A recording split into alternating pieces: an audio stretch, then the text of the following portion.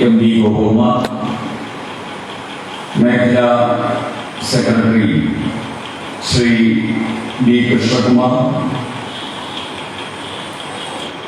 വേദിയിൽ സന്നിഹിതരായിരിക്കുന്ന പാർട്ടിയുടെ മണ്ഡലം പ്രസിഡന്റുമാരായിട്ടുള്ള ശ്രീ സതീഷ് കൃഷ്ണ, ശ്രീ പ്രമോദ് കാരക്കാട്, ശ്രീ സജു കിടക്കല്ലിൽ ജില്ലാ secretary, Shri KG Karthaji, doctor Geetha, Shri Vinod Kumar, Shri Mohan Kumar, Shrimati Kala Ramesh, മറ്റ് വേദിയിലും സദസ്സിലും സന്നിഹിതരായിരിക്കുന്ന ബഹുമാന്യരായിട്ടുള്ള നേതാക്കന്മാരെ, ഗുരുനാഥന്മാരെ, സഹപ്രവർത്തകരെ, എല്ലാവർക്കും എൻ്റെ വിനീതമായ നമസ്കാരം.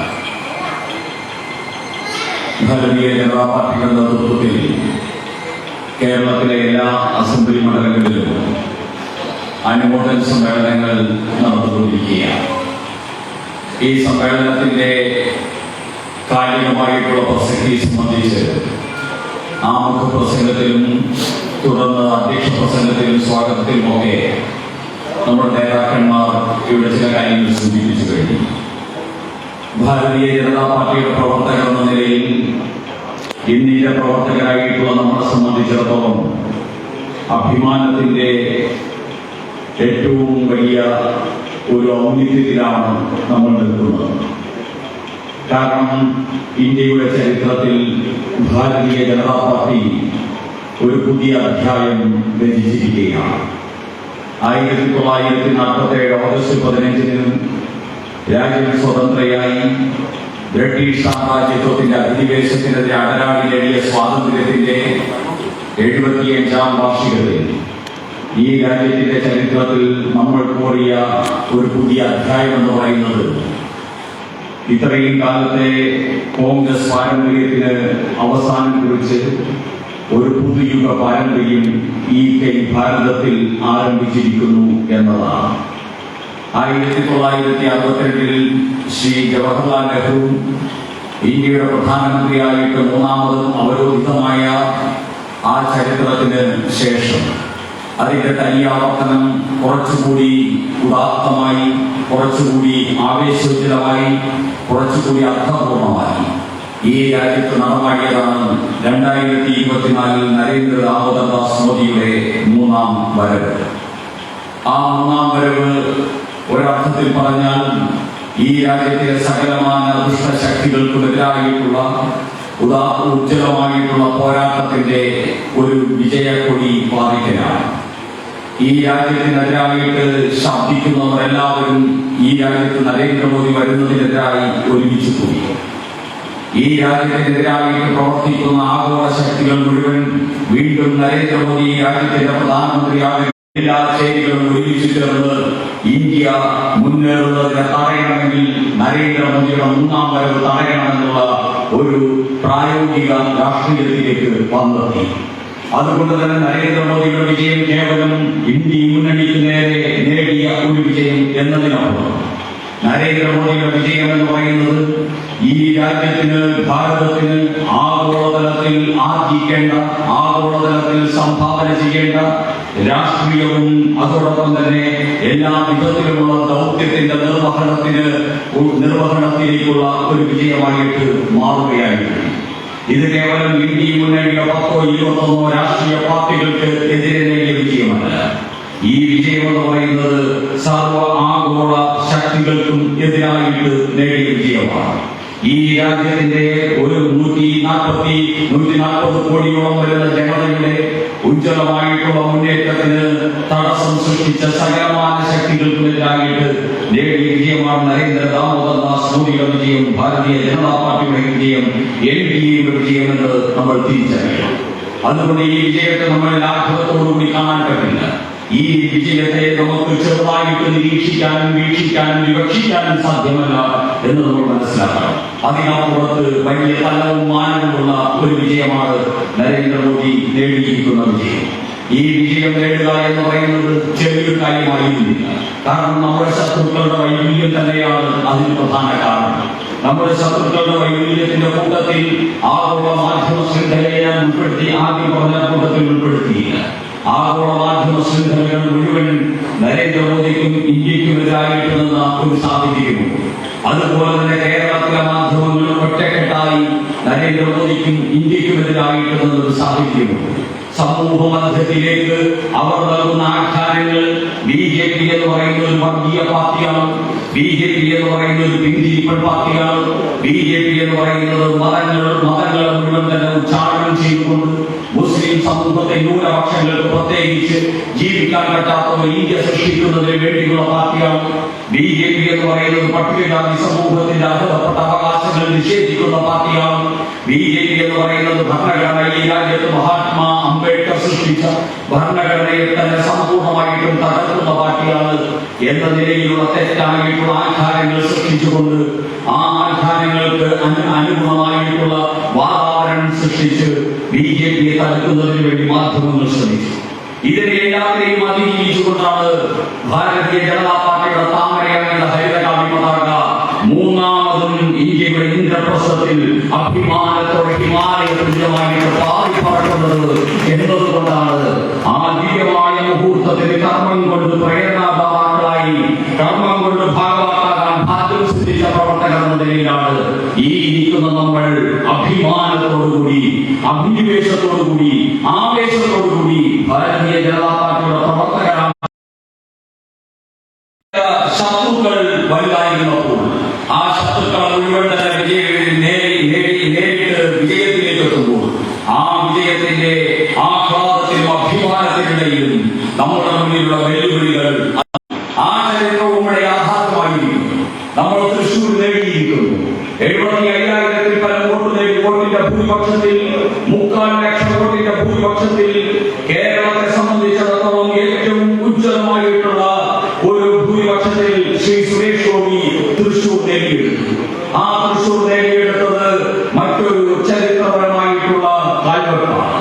ഭാരതീയ ജനതാ പാർട്ടിയുടെ പാദമുദ്രകൾ കേരള രാഷ്ട്രീയത്തിൽ അത്യുജ്വലമായിട്ട് നമ്മൾ പതിപ്പിച്ചു കഴിഞ്ഞു എന്നതിന്റെ നിദർശനമാണ് സുരേഷ് ഗോപിയുടെ വിജയം. അതുപോലെ തന്നെയാണ് നമുക്ക് നേരത്തെ സൂചിപ്പിച്ചതുപോലെ തിരുവനന്തപുരം പാർലമെന്റും ആറ്റിങ്ങൽ പാർലമെന്റും ഭാരതീയ ജനതാ പാർട്ടിയുടെ ഉജ്ജ്വലമായിട്ടുള്ള മുന്നേറ്റം. കപ്പിനും ചുണ്ടിനും ഇടയിലാണ് നമുക്ക് 2 പാർലമെന്റ് മണ്ഡലങ്ങൾ നഷ്ടപ്പെട്ടത്. 14,000 വോട്ടിന്റെ വ്യത്യാസത്തിൽ തിരുവനന്തപുരവും ആറ്റിങ്ങലും നഷ്ടപ്പെടുമ്പോൾ അതേ സമയത്ത് തന്നെ നിങ്ങൾ ജീവിക്കുന്ന ആലപ്പുഴ നിയോജക മണ്ഡലം ഈ രാഷ്ട്രീയ മുന്നേറ്റത്തിൽ അത്ഭുതം സൃഷ്ടിച്ച ഒരു ജില്ലയാണ്. BJPയെ സംബന്ധിച്ചിടത്തോളം ആലപ്പുഴ ജില്ല എന്ന് അഭിമാനത്തോട് ആലപ്പുഴ ജില്ലക്കാരായിട്ടുള്ള നിങ്ങളുടെ മുമ്പിൽ പറയുവാൻ ഞാൻ ആഗ്രഹിക്കുകയാണ്. കാരണം രണ്ട് സ്ഥലങ്ങളെ സംബന്ധിച്ചാണ് കേരള രാഷ്ട്രീയത്തിൽ ആൾക്കാർക്ക് അത്ഭുതം സൃഷ്ടിച്ച 2 മേഖലകളാണ്. ഒന്ന് തിരുവനന്തപുരം മേഖലയിലെ ആറ്റിങ്ങൽ പാർലമെന്റ് എന്ന് പറയുന്നത് BJP ജയിക്കും എന്നുള്ള പ്രതീക്ഷ തെരഞ്ഞെടുപ്പ് കഴിയുന്നതുവരെ ആർക്കും ഉണ്ടായിട്ടില്ല. തെരഞ്ഞെടുപ്പ് കഴിയുന്നതുവരെ തെരഞ്ഞെടുപ്പ് കഴിയുന്ന ദിവസം വരെ എല്ലാവരും ധരിച്ചത് സാധാരണ നിലയിലുള്ള ഒരു തെരഞ്ഞെടുപ്പ്. കേന്ദ്രമന്ത്രി മത്സരിക്കുന്നു, ശ്രീ മുരളീധരൻ മത്സരിക്കുന്നു. ഒരു സാധാരണ തെരഞ്ഞെടുപ്പ്. കുറച്ച് വോട്ട് കൂടുതൽ കിട്ടുമോ കുറച്ച് കിട്ടുമോ എന്നുള്ളതിനെ കുറിച്ച് മാത്രമേ ആൾക്കാർക്ക് സംശയം ഉണ്ടായിരുന്നുള്ളൂ. പക്ഷേ എക്സിറ്റ് പോൾ പുറത്തു വന്ന സമയത്ത് കേരളം അത്ഭുതപ്പെട്ടു. ആ എക്സിറ്റ് പോളിൽ പറയുന്നു ആറ്റിങ്ങലിൽ വൻപിച്ച മുന്നേറ്റമുണ്ടാകും, ജയിക്കാൻ പോലും സാധ്യതയുണ്ട് എന്ന 3 എക്സിറ്റ് പോളുകളിൽ പറഞ്ഞു. ആ സമയത്താണ് കേരളം ചിന്തിച്ചത് ആറ്റിങ്ങലിൽ എന്താണ് സംഭവിച്ചിരിക്കുന്നത്, ആറ്റിങ്ങലിൽ എന്ത് സംഭവിച്ചു എന്ന് ആ സമയത്താണ് കേരളം ചിന്തിച്ചു തുടങ്ങിയത്, പ്രതികരിച്ചു തുടങ്ങിയത്. ആ ആറ്റിങ്ങലിൽ എന്ത് സംഭവിച്ചു എന്നുള്ളത് റിസൾട്ട് പുറത്തു വന്നപ്പോൾ എല്ലാവർക്കും ബോധ്യപ്പെട്ടു. അവിടുത്തെ കമ്മ്യൂണിസ്റ്റ് കോട്ടക്കൊത്തകളിൽ മുഴുവൻ താമര പതാകയ്ക്ക് അനുകൂലമായിട്ട് ജനങ്ങൾ രംഗത്ത് വരുന്ന ആ അത്ഭുതകരമായിട്ടുള്ള സാഹചര്യങ്ങൾ നമ്മൾ കണ്ടു. അവിടുത്തെ CPM-ന്റെ ജില്ലാ സെക്രട്ടറിയും സ്ഥാനാർത്ഥിയുമായിട്ടുള്ള ജോയിയുടെ ബൂത്തിൽ, മാർക്സിസ്റ്റ് ഗ്രാമമായിരുന്ന CPM-ന്റെ ജില്ലാ സെക്രട്ടറിയുടെ ബൂത്തിൽ, സ്ഥാനാർത്ഥിയുടെ ബൂത്തിൽ BJP 1-ാം സ്ഥാനത്തെത്തിക്കൊണ്ട് CPM-ന്റെ സ്ഥാനാർത്ഥിയെ തന്നെ എത്തിച്ചു. അവിടുത്തെ MLA-മാർ, CPM-ന്റെ MLA-മാരുടെ ഓരോരുത്തരുടെയും ബൂത്തിൽ വിജയിച്ചത് BJP. ഓരോ CPM MLA-യുടെ ബൂത്തിലും സ്വന്തം ബൂത്തിലും വിജയിച്ചത് BJP. 10-18 പഞ്ചായത്തുകളിൽ 1-ാം സ്ഥാനത്ത് എത്തിച്ചുകൊണ്ട് കഴിഞ്ഞ 2019 ഒരു പഞ്ചായത്തിലാണ് BJP 1-ാം സ്ഥാനം വന്നതെങ്കിൽ 2024 ആയപ്പോൾ ആറ്റിങ്ങലിൽ 18 ജില്ലകളിൽ ഒന്നാം സ്ഥാനത്ത് എത്തിച്ചുകൊണ്ട് അതോടൊപ്പം തന്നെ മുനിസിപ്പാലിറ്റി 3 മുനിസിപ്പാലിറ്റിയിൽ 2 മുനിസിപ്പാലിറ്റിയിൽ ഒന്നാം സ്ഥാനത്ത് എത്തിക്കൊണ്ട് മഹാത്ഭുതം സംഭവിച്ചു. കമ്മ്യൂണിസ്റ്റ് പാർട്ടിയുടെ വോട്ട് മാത്രമല്ല, കോൺഗ്രസിന്റെ വോട്ടും BJPക്ക് അനുകൂലമായിട്ട് മാറുന്ന ആ സാഹചര്യമാണ് ആറ്റിങ്ങലിൽ നമുക്ക് കാണാൻ സാധിച്ചത്. അതുപോലെ തന്നെ ആറ്റിങ്ങലിൽ സംഭവിച്ചതിന് സമാനമായിട്ടുള്ള ഒരു പരിവർത്തനമാണ് ഇവിടെ ആലപ്പുഴ ജില്ലയിൽ നമുക്ക് സംഭവിച്ചിരിക്കുന്നത്. ഈ ചെങ്ങന്നൂർ മണ്ഡലം ആ ജില്ലയുടെ ആലപ്പുഴ ജില്ലയുടെ അതിനകത്ത് വരുന്നില്ലെങ്കിൽ പോലും ആലപ്പുഴ ജില്ലയിലെ പ്രവർത്തകർ എന്ന നിലയിൽ നമുക്ക് അഭിമാനിക്കാം. ഈ കേരളത്തിൽ കാവി കൊണ്ട് കേരള രാഷ്ട്രീയത്തെ തിരുത്തുന്നതിൽ ആലപ്പുഴക്കാരായിട്ടുള്ള പാർട്ടി പ്രവർത്തകർക്കും വലിയ പങ്ക് വഹിക്കാനുണ്ട് എന്ന് ചരിത്രത്തിൽ രേഖപ്പെടുത്തിയ തെരഞ്ഞെടുപ്പാണ് 2024 പാർലമെന്റ് തെരഞ്ഞെടുപ്പ് എന്ന് ആലപ്പുഴയിലെ പ്രവർത്തകർക്കും അഭിമാനത്തോടെ പറയാൻ സാധിക്കും. ആലപ്പുഴയിൽ ഒരു വലിയ കൊടുങ്കാറ്റാണ് അന്വേഷിച്ചത്. ആ കൊടുങ്കാറ്റിൽ CPM-ന്റെ രക്തസാക്ഷി മണ്ഡലങ്ങൾ ഉൾപ്പെടെയുള്ളതിന്റെ വിശ്വാസങ്ങൾ തകർന്നടിഞ്ഞു. CPM-ന്റെ രക്തസാക്ഷികൾ പോലും ആഗ്രഹിച്ചത് BJP വോട്ട് ചെയ്യണമെന്ന് ആഗ്രഹിക്കുന്ന അവസ്ഥയിൽ രക്തസാക്ഷി മണ്ഡലങ്ങൾ നിലനിൽക്കുന്ന സ്ഥലങ്ങളും രക്തസാക്ഷികളുടെ സ്മൃതി കുടീരങ്ങളും രക്തസാക്ഷികളുടെ സ്മൃതി പഥങ്ങളും മുഴുവൻ തന്നെ താമരയിൽ വോട്ട് ചെയ്യുന്ന അവസ്ഥയിലേക്ക് ആലപ്പുഴയുടെ മണ്ണ് മാറി എന്ന് പറഞ്ഞാൽ പ്രിയപ്പെട്ട സഹപ്രവർത്തകരെ, നിങ്ങൾ എടുത്ത ദൗത്യം ചെറുതായിരുന്നില്ല എന്ന് ആ ബോധമെങ്കിലും ഓരോരുത്തർക്കുണ്ടാകണം. നമ്മൾ ചെയ്ത ആ ഉജ്ജ്വലമായിട്ടുള്ള ദൗത്യം അതിന്റെ പൂർണ്ണതയിലേക്ക് പ്രവേശിച്ചുകൊണ്ടിരിക്കുകയാണ്. അങ്ങനെ ആലപ്പുഴയും ആറ്റിങ്ങലും തിരുവനന്തപുരവും തൃശ്ശൂരും ഒക്കെ അത്യുജ്വലമാർന്ന പോരാട്ടങ്ങൾ നടത്തി നമ്മൾ മുമ്പോട്ട് പോകും. ചെങ്ങന്നൂരിനെ സംബന്ധിച്ചിടത്തോളം ചെങ്ങന്നൂരിൽ വലിയ പാരമ്പര്യമുണ്ട്. ഭാരതീയ ജനതാ പാർട്ടിയുടെ വൈജയന്തി, ആ വൈജയന്തിയെ സ്വീകരിക്കാൻ ഏറ്റവും പാകപ്പെട്ട മണ്ണാണ് ചെങ്ങന്നൂരത്. പലവട്ടം ആവർത്തിച്ച് തെളിയിച്ച പാരമ്പര്യമാണ് ചെങ്ങന്നൂർ അസംബ്ലിക്കുള്ള പാരമ്പര്യം. അതുകൊണ്ട് തന്നെ കേരളത്തിൽ BJPയുടെ വിജയത്തിന് നാമി കുറിക്കാൻ പറ്റുന്ന മണ്ഡലങ്ങളുടെ ലിസ്റ്റ് എടുത്താൽ ആ ലിസ്റ്റിൽ അദ്വിതീയമായ സ്ഥാനമാണ് ചെങ്ങന്നൂർ അസംബ്ലിക്കുള്ളത്. ആ ചെങ്ങന്നൂർ അസംബ്ലിയുടെ സാഹചര്യങ്ങളെ സംബന്ധിച്ചും സാധ്യതകളെ സംബന്ധിച്ചും ഒക്കെ ഇവിടെ നേരത്തെ സൂചിപ്പിച്ചു. അതുകൊണ്ട് ഞാൻ അതിലേക്ക് കടക്കാൻ ആഗ്രഹിക്കുന്നില്ല. എല്ലാം കൊണ്ടും നമ്മളോട് മനസ്സിലാക്കുക, 2024 തെരഞ്ഞെടുപ്പ് എന്ന് പറയുന്നത് കേരളത്തിന്റെ രാഷ്ട്രീയ ഭൂമികയിൽ അത്ഭുതം സൃഷ്ടിച്ച ചരിത്രപരമായിട്ടുള്ള തെരഞ്ഞെടുപ്പാണ്. നമ്മുടെ ബഹുമാനിയായിട്ടുള്ള സ്ഥാനാർത്ഥിയായിരുന്ന ശ്രീ ബൈജു കലാശാല അവർ ഈ വേദിയിലേക്ക് എത്തുകയാണ്. അദ്ദേഹത്തെ ഈ വേദിയിലേക്ക് സഹർഷം സ്വാഗതം ചെയ്യുന്നു.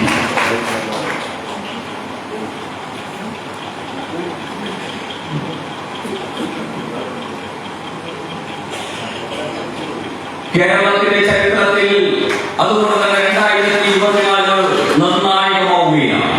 2024 കേരളത്തിൽ സമ്പൂർണ്ണമായിട്ടും ഭാരതീയ ജനതാ പാർട്ടിയുടെ വിജയപാത അത് ഒരുക്കുന്നതിന് സഹായകരമായിട്ടുള്ള തെരഞ്ഞെടുപ്പാണ്.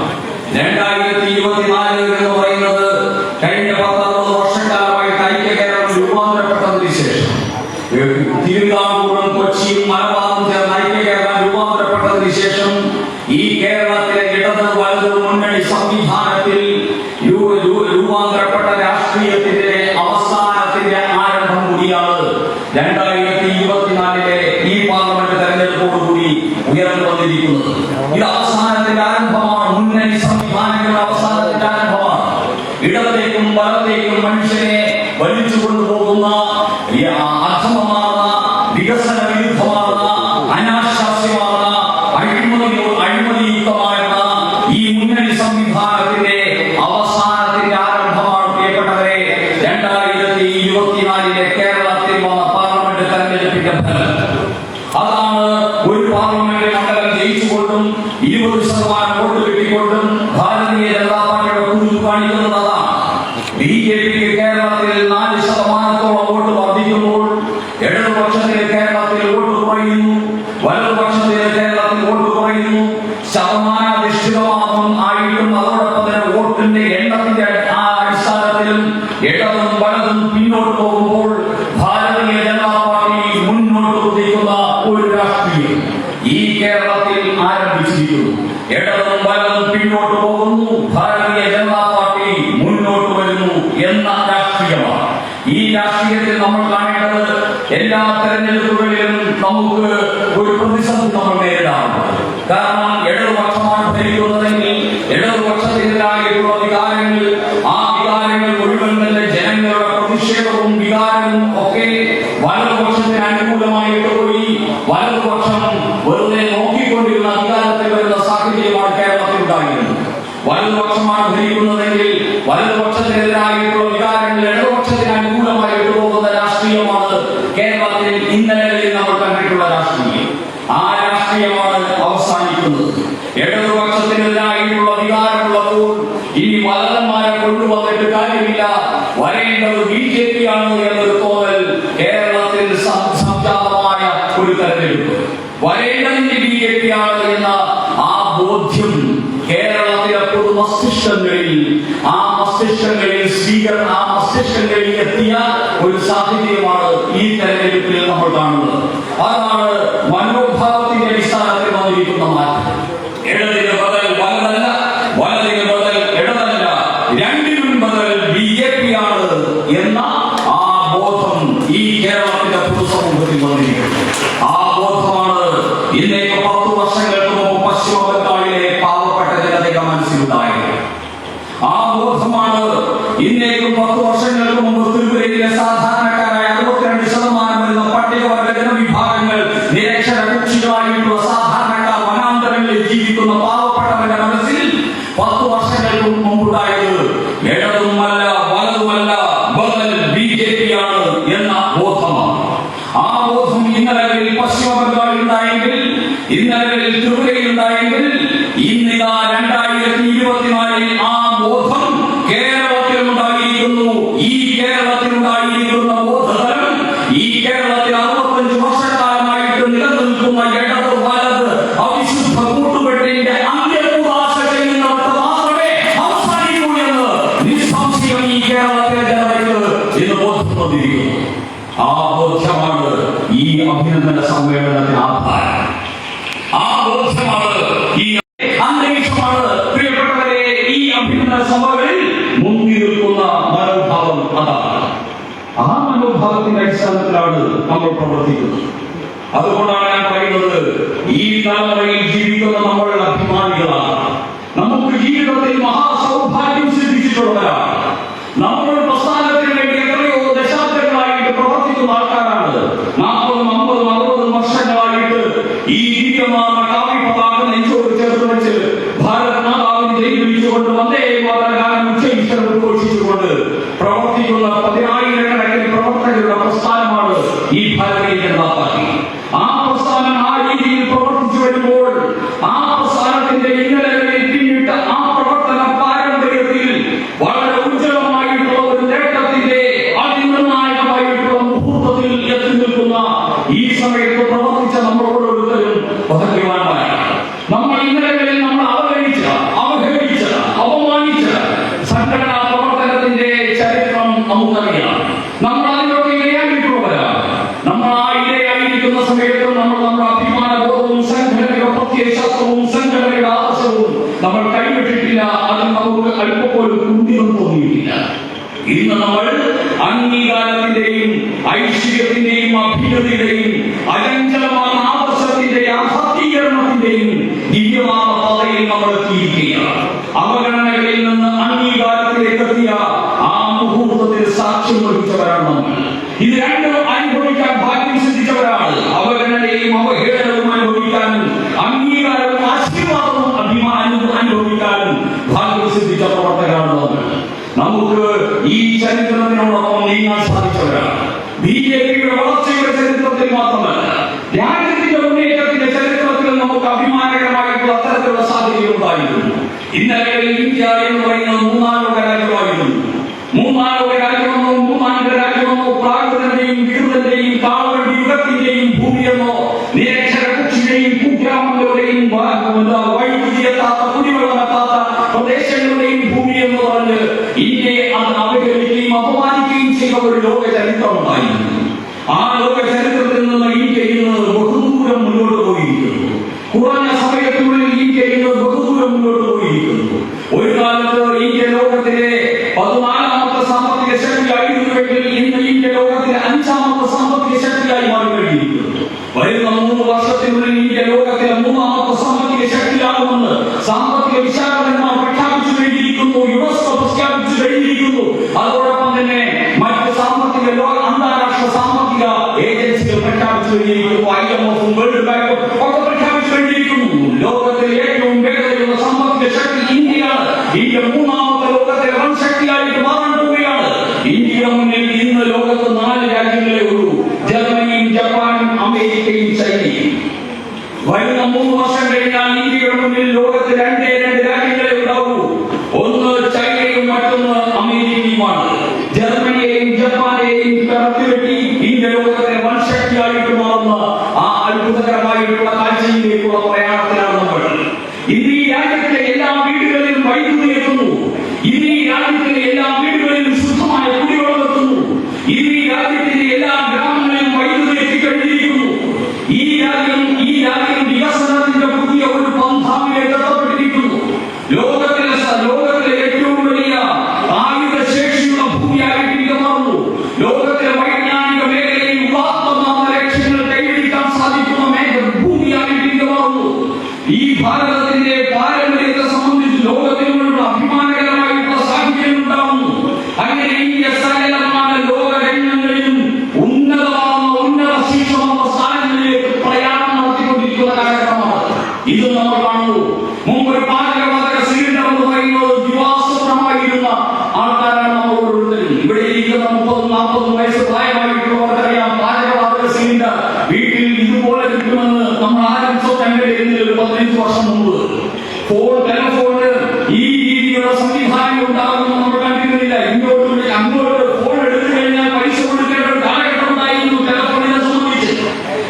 ആ രീതിയിലുള്ള കാലഘട്ടങ്ങളിൽ നിന്നൊക്കെ മാറി ഇന്ന് ഇന്ത്യയിൽ ആധുനികതയുടെയും ഉത്തരാധുനികതയുടെയുമായ ഉദാത്ത മേഖലകളിലേക്ക് വളരെ വേഗത്തിൽ ത്വരിതഗതിയിൽ പ്രയാണം നടത്തിക്കൊണ്ടിരിക്കുകയാണ്. ഇത് നമ്മൾ കാണുന്നു. ഇത് നമ്മൾ കണ്ടുകഴിഞ്ഞിരിക്കുന്നു. അതുകൊണ്ടാണ് ഒരു രാജ്യത്തിന്റെ വികസനത്തിന് BJPയുടെ വളർച്ചയെ സംബന്ധിച്ച് ഇന്നലകളിൽ നമ്മളെ അവഹേളിച്ചതും ഇന്ന് അഭിമാനിക്കുന്നതുമായിട്ടുള്ള സാഹചര്യം നേരിട്ട് കാണാൻ ഭാഗ്യം സിദ്ധിച്ചത്. ജീവിക്കുന്ന രാജ്യത്തിന്റെ വികസനത്തെ സംബന്ധിച്ച് ഈ ഏറ്റവും പിന്നാക്കമായി കിടന്ന അന്തരീക്ഷത്തിൽ നിന്ന് രാജ്യം മുന്നോട്ട് കുതിക്കുന്ന അഭിമാനകരമായ അന്തരീക്ഷം നേരിട്ട് കാണാൻ ഭാഗ്യം സിദ്ധിച്ച തലമുറ അവിടെ കൊണ്ടുതീരുന്നില്ല. 1500-കളിൽ അയോധ്യയിൽ ബാബറി കെട്ടിടം തകർക്കുമ്പോൾ ആ 500 വർഷങ്ങൾക്ക് മുമ്പ് ഈ രാജ്യത്തിന് സംഭവിച്ച ആ അപമാനം തിരുത്താനുള്ള ചരിത്രപരമായിട്ടുള്ള ഭാഗ്യം സിദ്ധിച്ച് അയോധ്യയിൽ ശ്രീരാമക്ഷേത്രം പണിയുന്ന സമയത്ത് അതിന് സാക്ഷിത്വം വഹിക്കാൻ ഭാഗ്യം സിദ്ധിച്ച ജനത അതും നമ്മളാണ്.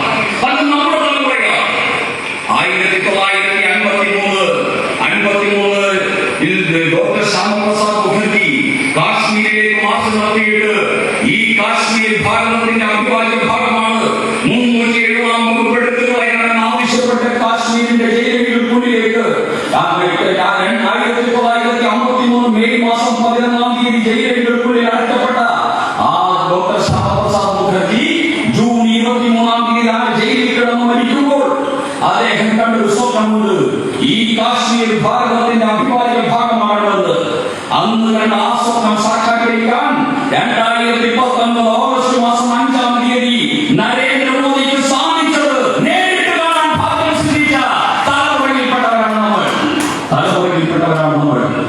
ഈ രാജ്യത്തെ മതത്തിന്റെ അടിസ്ഥാനത്തിൽ വെട്ടി വിഭജിച്ച് പാകിസ്ഥാനും ബംഗ്ലാദേശും ഉണ്ടാക്കുമ്പോൾ ഈ രാജ്യത്ത് മതാധിഷ്ഠിതമാർന്ന രാഷ്ട്രങ്ങൾ സൃഷ്ടിക്കുവാൻ വേണ്ടി ഇവിടുത്തെ മതേതരക്കാരന്മാരായിട്ട് പുറത്ത് കയറി നിന്ന് വിളിച്ചു പോകുന്നവർ പരിശ്രമിച്ചപ്പോൾ അന്ന് ഈ രാജ്യത്തിന്റെ ഐക്യത്തിന് വേണ്ടി രക്തം ചിന്തിയ തലമുറയുടെ കരുത്ത് സ്വാംശീകരിച്ചുകൊണ്ട് ഈ രാജ്യത്ത് പൗരത്വ ഭേദഗതി നിയമം കണിശമായിട്ട് നടപ്പാക്കാനുള്ള ദാർഷ്ട്യം കാണിച്ച, അതിനുള്ള തൻകേട് കാണിച്ച, അതിനുള്ള ഇച്ഛാശക്തി കാണിച്ച ഭരണകൂടത്തെ നമ്മൾ നേരിട്ട് കണ്ടു, നമ്മൾ അനുഭവിക്കുന്നു.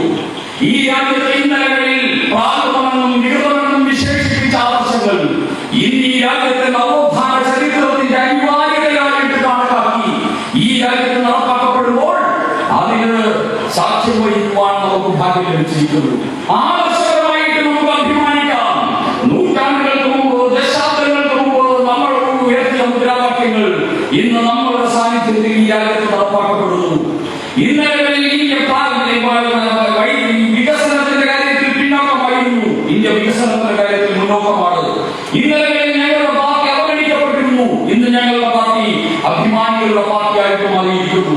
ഇതിലപ്പുറം സായുധ്യം ഒരു സഹപ്രവർത്തകൻ എന്ന നിലയിൽ നമുക്ക്, ഒരു പൊതുപ്രവർത്തകൻ എന്ന നിലയിൽ നമുക്ക് ലഭിക്കാൻ നമ്മൾ ആഗ്രഹിക്കുന്ന എല്ലാ ദൈവങ്ങളും നമ്മൾ ആഗ്രഹിച്ചതുകൊണ്ടാണ് ഇതുപോലെയുള്ള ഒരു ഭാഗ്യം നമുക്ക് ലഭിച്ചത്. അതുകൊണ്ട് ഭാഗ്യശാലികളായിട്ടുള്ള പ്രവർത്തകരാണ് BJP പ്രവർത്തകർ. എൻഡിഎയുടെ പ്രവർത്തകർ ഭാഗ്യശാലികളായിട്ടുള്ള പ്രവർത്തകരാണ്.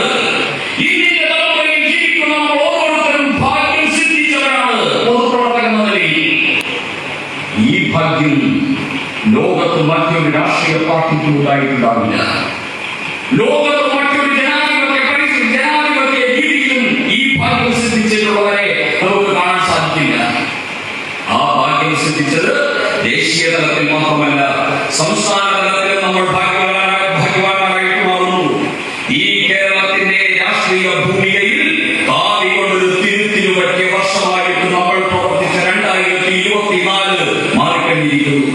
പ്രസക്തി നഷ്ടപ്പെട്ട ഇടതും വലതും ഇന്ന് എന്തൊക്കെയോ പിച്ചും പേയും പറയുകയാണ്. ഈ കേരളം സമ്പൂർണ്ണമായിട്ടും തകർന്ന് അടിച്ചുകൊണ്ടിരിക്കുന്നു. ഈ കേരളത്തിൽ ഒരു പുരോഗതി അനിവാര്യമായിരിക്കുന്നു. ഈ കേരളത്തിൽ നമുക്ക് പൊതുമേഖലയിൽ നമുക്ക് വലിയ അഭിമാനമുണ്ടായിരുന്നു. വിദ്യാഭ്യാസ മേഖലയിൽ കേരളം ലോകത്തിന്റെ കുത്തുന്ന മുതലാളിത്ത രാജ്യങ്ങൾക്കും വികസിത രാജ്യങ്ങൾക്കും മാതൃകയാണ് എന്ന് പിണറായി സതീശനൊക്കെ പറയുന്നു. ആരോഗ്യ മേഖലയിൽ നമ്മൾ അനിഷേധ്യമാണ്, ലോക സാന്നിധ്യമാണ് എന്ന് ഇവരെല്ലാവരും പറയുന്നു. പൊതുമേഖലാ സംവിധാനം, പൊതുവിതരണ സംവിധാനത്തിൽ കേരളം ലോകത്തിന് തന്നെ മാതൃകയാണ് എന്ന് കൊട്ടിഘോഷിക്കപ്പെടുന്നു. പക്ഷേ നമുക്ക് 3 മേഖലകളിൽ നമ്മളൊന്ന് പരിശോധിക്കുക. പൊതുവിതരണ മേഖല സമ്പൂർണ്ണമായിട്ടും തകർന്നടിഞ്ഞിരിക്കുന്നു. 2014 കേരളത്തിൽ മുഖ്യമന്ത്രിയായിട്ട് പിണറായി വിജയൻ അധികാരത്തിൽ വരുമ്പോൾ പറഞ്ഞു, പൊതുവിതരണ സംവിധാനം സംരക്ഷിക്കുക എന്നുള്ളത് ഈ കാര്യത്തിൽ ഈ സർക്കാർ പ്രതിജ്ഞാബദ്ധമാണെന്ന് പറഞ്ഞു. 13 നിത്യോപയോഗ സാധനങ്ങളുടെ വില ഒരിക്കലും വർദ്ധിപ്പിക്കില്ല എന്ന് പറഞ്ഞു. ഇന്ന് ഈ കേരളത്തിലാണ് ഏറ്റവും കൂടുതൽ വിലവർദ്ധന സൂചിക. കേരളമാണ് ഏറ്റവും മുമ്പിൽ. എല്ലാ സാധനങ്ങൾക്കും വിലവർദ്ധനയാണ്. ഒരൊറ്റ സാധനത്തിന് പോലും സാമാന്യ ജനതയ്ക്ക് ഉൾക്കൊള്ളാൻ പറ്റുന്ന രീതിയിൽ ഒരു വിലക്കയറ്റത്തിന്റെ രൂക്ഷതയെ തൊഴിക്കാത്ത ഒരു സാധനം പോലും ലഭ്യമല്ല. ഈ കേരളത്തിലെ പൊതുവിതരണ സംവിധാനം തകർന്നിരിക്കുന്നു. റേഷൻ കടകളും സപ്ലൈകോയും മുഴുവൻ തന്നെ തകർന്നിരിക്കുന്നു. സപ്ലൈകോയിൽ ഇത് വെക്കാനുള്ള സ്റ്റാൻഡുകൾ മാത്രമേ ഉള്ളൂ. സാധനങ്ങളില്ലാത്ത അവസ്ഥ വന്നിരിക്കുന്നു. ആകെ ബിവറേജസ് മാത്രമാണ് ഭംഗിയായിട്ട് പ്രവർത്തിക്കുന്ന കേരളത്തിലെ ഒരു പൊതുവിതരണ കേന്ദ്രം. സപ്ലൈകോകൾ തകരുമ്പോൾ ബിവറേജസുകൾ പൊതുവിതരണം ഭംഗിയായിട്ട് നടത്തുന്നു. അതിന്റെ ഗുണം മുഴുവൻ സർക്കാരിനുണ്ടാകുന്നു. ആ ഗുണത്തിൽ നിന്ന് കിട്ടുന്ന പണം കൊണ്ട് ഭാര്യയെയും മക്കളെയും കുഞ്ഞുമക്കളെയും കൂട്ടി വിദേശ യാത്രകൾ നടത്താൻ മന്ത്രിമാർ, മുഖ്യമന്ത്രി ഉൾപ്പെടെയുള്ളവർ മത്സരിക്കുന്നു. അങ്ങനെ അവർ ഉല്ലസിച്ചു നടക്കുകയാണ്. അവർ ലോകം മുഴുവൻ ചുറ്റുകയാണ്. അങ്ങനെ അവർ സുഖിച്ചു നടക്കുന്നു. പക്ഷേ കേരളത്തിലെ കുടുംബങ്ങൾ തകരുന്നു. കേരളത്തിലെ സാമൂഹ്യ രചനയിൽ അതീവ ഗുരുതരമായിട്ടുള്ള അപകടങ്ങൾ സംഭവിക്കുന്നു. കേരളത്തിലെ വിദ്യാർത്ഥികളിൽ നല്ലൊരു ശതമാനം കുട്ടികൾ മയക്കുമരുന്നിനും അതോടൊപ്പം അത്തരത്തിലുള്ള അധമവാസനകളിൽ ചെന്ന് അകപ്പെട്ടുകൊണ്ടിരിക്കുന്നു. കേരളത്തിലെ കലാലയങ്ങളുടെ അന്തരീക്ഷങ്ങൾ ആരോഗ്യകരമായിട്ടുള്ള ഭാവനാനിർഭരമായിട്ടുള്ള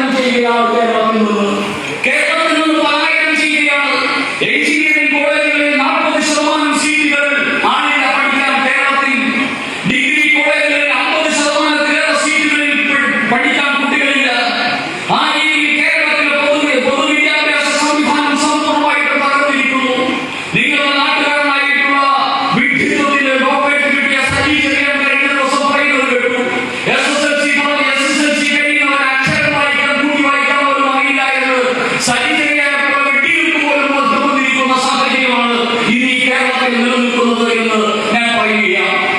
ഈ വിദ്യാഭ്യാസ സംവിധാനം സമ്പൂർണ്ണമായിട്ട് തകർന്നിരിക്കുന്നു.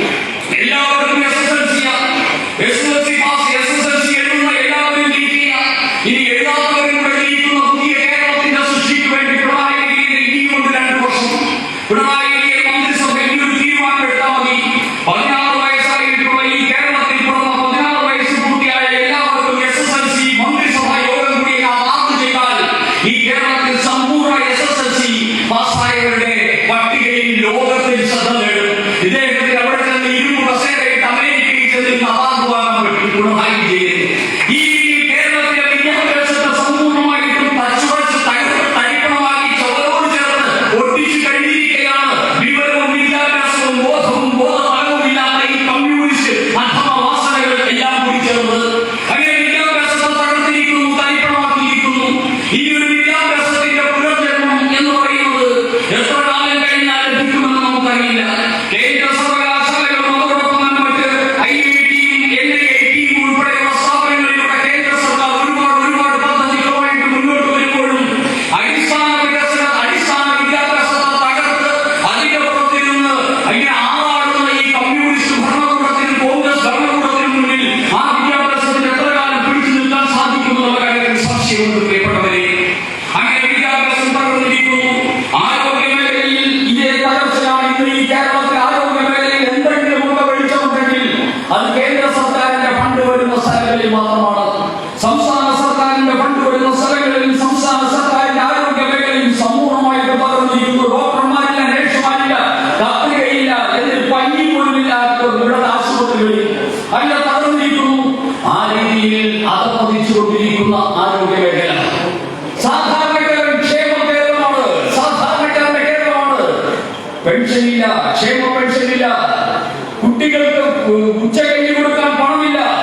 ഇവിടുത്തെ അടിസ്ഥാന ജനവിഭാഗങ്ങൾക്ക് സാമാന്യമായിട്ടുള്ള അനുകമ്പയുടെയും ഔദാര്യത്തിന്റേതുമായ ഒരു സർക്കാർ ചെയ്യേണ്ട കാര്യങ്ങൾ പോലും ചെയ്യാൻ സാധിക്കാത്ത പിടിപ്പുകാരിന്റെയും കഴിവുകാരിന്റെയുമായിട്ടുള്ള ഒരു സർക്കാരായി ഈ കേരളത്തിലെ സർക്കാരുകൾ അധപ്പതിക്കുന്നു, അസ്തമിക്കുന്നു. പണമില്ല. ആരാ പണം ഉണ്ടാക്കേണ്ടത്? ഈ കേരളം ഇത്രയും കാലം ഭരിച്ചവരല്ലേ കേരളത്തിന് പണം ഉണ്ടാക്കി തരേണ്ടത്? അതിനുവേണ്ടി നിങ്ങൾക്ക് എന്ത് പദ്ധതിയുണ്ട്? പണം ഉണ്ടാക്കാൻ എന്ത് പദ്ധതിയുണ്ട്? ഒരു പദ്ധതിയുമില്ല. വെട്ടി തിന്നാൻ മാത്രമേ പദ്ധതിയുള്ളൂ. പണം ഉണ്ടാക്കാൻ ഇതേ ഒരു പദ്ധതി ഈ കേരളത്തിന്റെ ചരിത്രത്തിൽ 6 ദശാബ്ദം പിന്നിട്ട കേരളത്തിന്റെ ഐക്യ കേരളത്തിന്റെ ചരിത്രത്തിൽ ഉണ്ടാക്കിയിട്ടില്ല. ഇവിടെ ടൂറിസം അനന്തമായ വികസന സാധ്യതയുള്ള ഒരു പ്രദേശമാണ്. ആ ടൂറിസത്തിന് വേണ്ടി കാര്യക്ഷമമായിട്ടുള്ള ദീർഘവീക്ഷണമുള്ള ഒരു പദ്ധതി കേരളത്തിൽ കൊണ്ടുവരുവാൻ ഇതേവരെ സാധിച്ചിട്ടില്ല. മനുഷ്യവിഭവശേഷി അത്ഭുതകരമായിട്ട് അത്ഭുതങ്ങൾ സൃഷ്ടിക്കാൻ പ്രാപ്തമായ ഒരു മനുഷ്യവിഭവശേഷിയുള്ള പ്രദേശമാണ് കേരളം. കേരളത്തിലെ ഡിഗ്രി ഇല്ലാത്ത ആൾക്കാരെ വഴിയിൽ പോകുമ്പോൾ നമുക്ക് ഒരിടത്തും കാണാൻ സാധ്യമല്ല. എല്ലാവരും അഭ്യസ്തവിദ്യരാണ്. അഭ്യസ്തവിദ്യരായിട്ടുള്ള മനുഷ്യവിഭവത്തെ പ്രയോജനപ്പെടുത്താൻ പറ്റുന്ന മസ്തിഷ്കമുള്ള വിഭവം, മസ്തിഷ്കത്തിൽ അതിനുള്ള വിഭവമുള്ള ഒരു മന്ത്രി ഈ കേരളത്തിൽ, ഒരു മുഖ്യമന്ത്രി കേരളത്തിൽ ഉണ്ടായിട്ടില്ല. അതുകൊണ്ട് എന്റെ പ്രിയപ്പെട്ടവരെ, നമ്മുടെ നാട്ടിലെ കഴിവുകെട്ടവന്മാരുടെ ഭരണം കാരണം അധപ്പതനത്തിന്റെ അഗാധമായ വൃത്തത്തിലേക്ക് എന്നേക്കുമായിട്ട് നിവദിച്ചിരിക്കുന്നു എന്നുള്ളതാണ് യാഥാർത്ഥ്യം. പക്ഷേ ഇത് ഉയർത്തിയെടുക്കാൻ സാധിക്കും.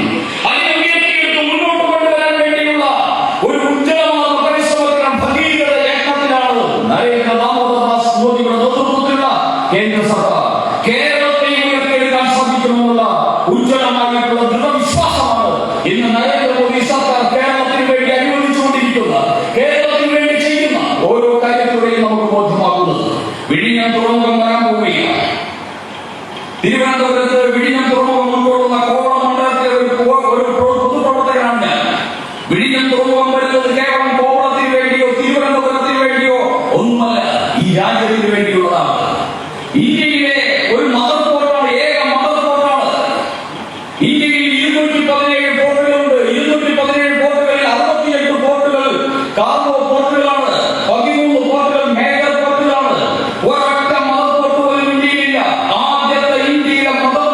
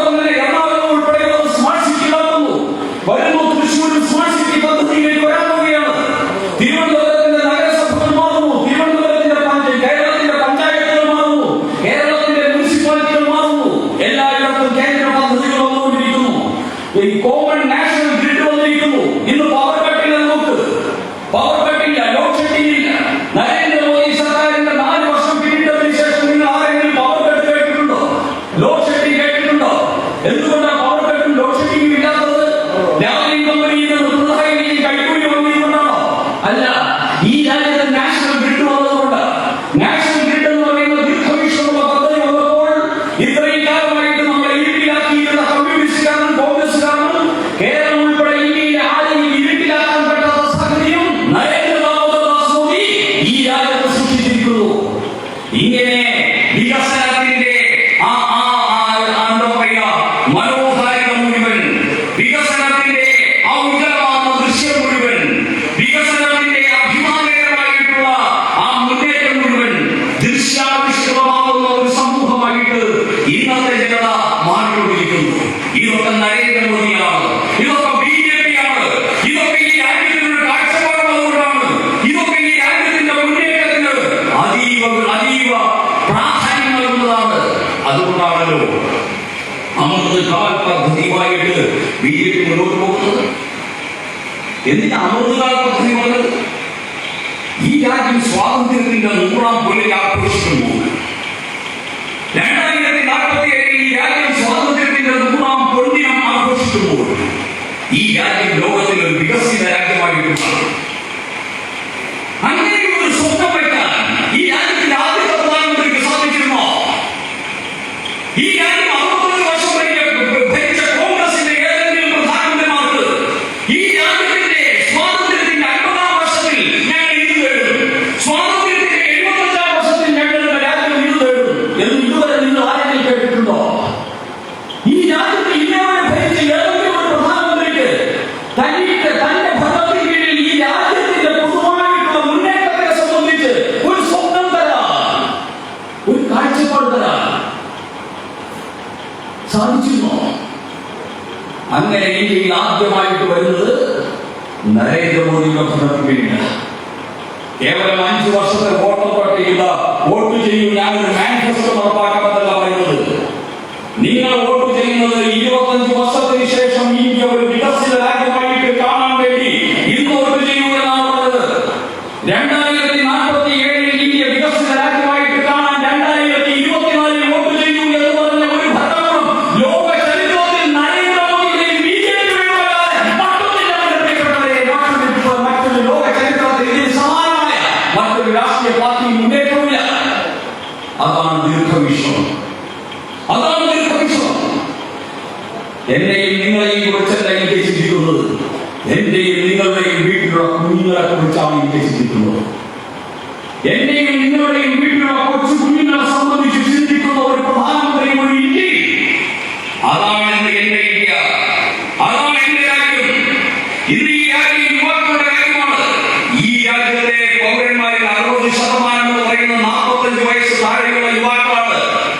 ലോകത്ത് ഇന്ത്യക്ക് സമാനമായ യുവത തുളുമ്പുന്ന മറ്റൊരു രാജ്യമില്ല.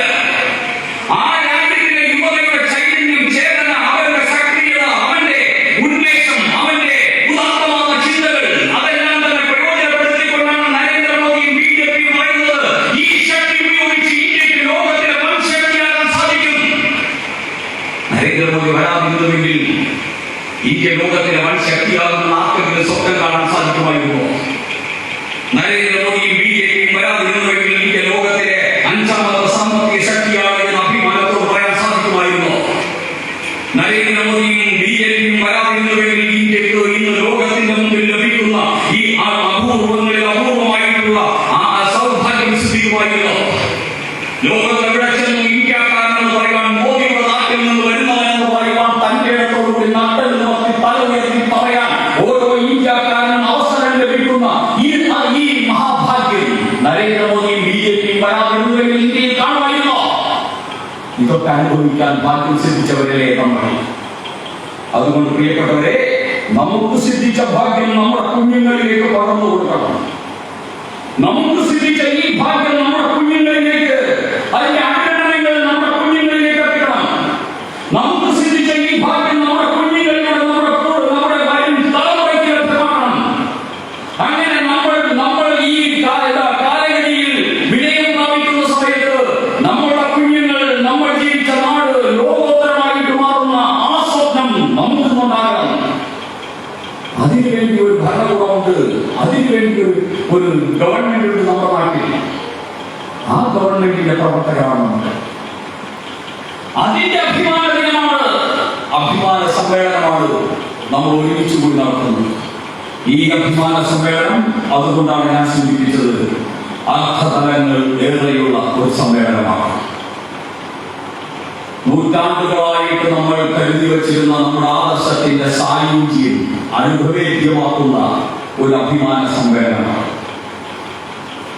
നൂറുകണക്കിന് വരുന്ന വീരബലിദാനികൾ സ്വന്തം ജീവരക്തത്താൽ താലോലിച്ച് വളർത്തിയെടുത്ത ആ ദിവ്യമായ കാവ്യപതാക ഹിമാലയ സാന്നിധ്യങ്ങൾക്ക് തുല്യമായിട്ട് ഇങ്ങനെ വൈകേന്ദ്രിയായി പാറിപ്പുറക്കുന്ന അനുഭവേദ്യമാകാൻ അവസരം ലഭിച്ചതിന്റെ അഭിമാന സമ്മേളനമാണ്. ആ രീതിയിലുള്ള സമ്മേളനത്തിന്റെ അർത്ഥതലങ്ങൾ നമുക്ക് ഓരോരുത്തർക്കും മനസ്സിലാക്കാൻ സാധിക്കട്ടെ.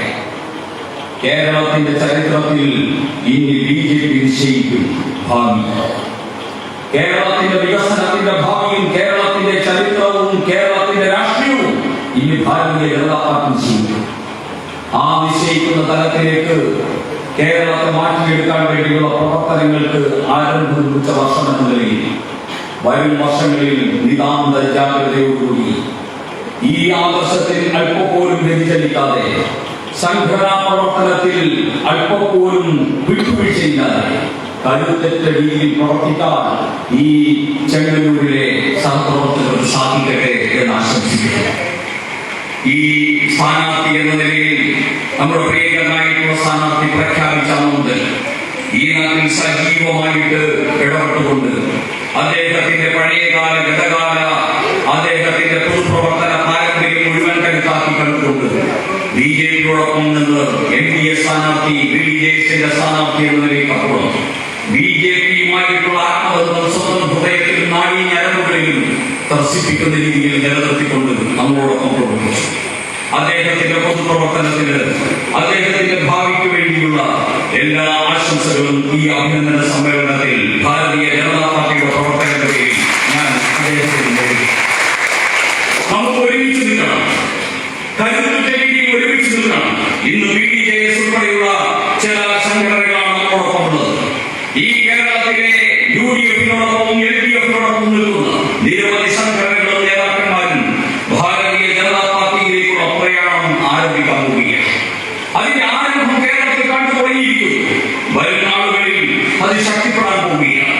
ഈ കേരളത്തിൽ ഇന്നേ വരെ കണ്ട ഇടതുപക്ഷത്തെയും വലതുപക്ഷത്തെയും അവസാനിപ്പിച്ചുകൊണ്ട് BJP നേതൃത്വം നൽകുന്ന NDA എന്ന് പറയുന്ന നേരിന്റെ പക്ഷം ശക്തിയാർജിക്കുന്നതിന് വേണ്ടിയുള്ള കരുത്തലാണ് ഇത് എന്ന് മാത്രം സൂചിപ്പിച്ചുകൊണ്ട് ഈ ചെങ്ങന്നൂരിലെ കൺവെൻഷൻ പങ്കെടുത്ത മുഴുവൻ പ്രവർത്തകരെയും അഭിവാദ്യം ചെയ്തുകൊണ്ട് അഭിനന്ദിച്ചുകൊണ്ട് ആലപ്പുഴയുടെ മണ്ണിൽ നിന്ന് CPM-ന്റെ രക്തസാക്ഷി കുടീരങ്ങളുടെ മണ്ണിൽ നിന്ന് താമര പതാകയെ വാരോളം ഉയർത്തിപ്പിടിച്ച ശ്രീ MV ഗോപൻ നേതൃത്വം നൽകുന്ന ആലപ്പുഴയുടെ ജില്ലാ കമ്മിറ്റിയെയും 1000 അഭിവാദ്യങ്ങളും അഭിനന്ദനങ്ങളും അർപ്പിച്ചുകൊണ്ട് ഞാൻ ഈ ചെങ്ങന്നൂർ കൺവെൻഷൻ അഭിനന്ദന സമ്മേളനം ഔപചാരികമായിട്ട് ഉദ്ഘാടനം ചെയ്തതായി പ്രഖ്യാപിക്കുന്നു. എല്ലാവർക്കും അഭിവാദ്യങ്ങൾ, അഭിനന്ദനം.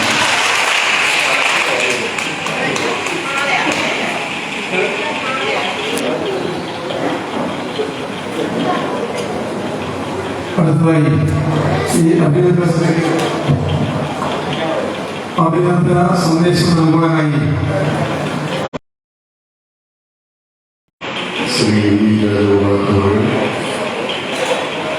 സമ്മേളനം ഉദ്ഘാടനം ചെയ്തത് എത്രയും ആദരണീയനായ ഭാരതീയ ജനതാ പാർട്ടിയുടെ സംസ്ഥാന സെക്രട്ടറി, വളരെ ദീർഘകാലമായി എൻ്റെ സുഹൃത്തുമായുള്ള പ്രിയപ്പെട്ട